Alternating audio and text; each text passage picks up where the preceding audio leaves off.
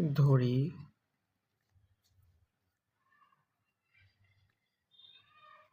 পূর্বের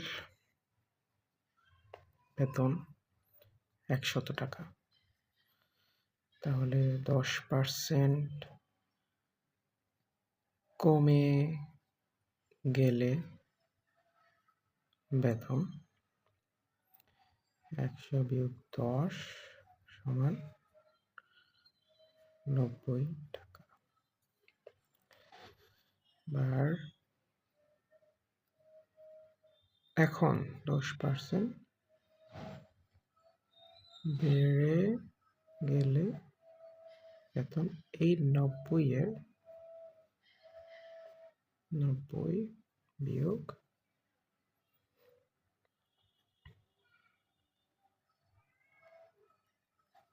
10%।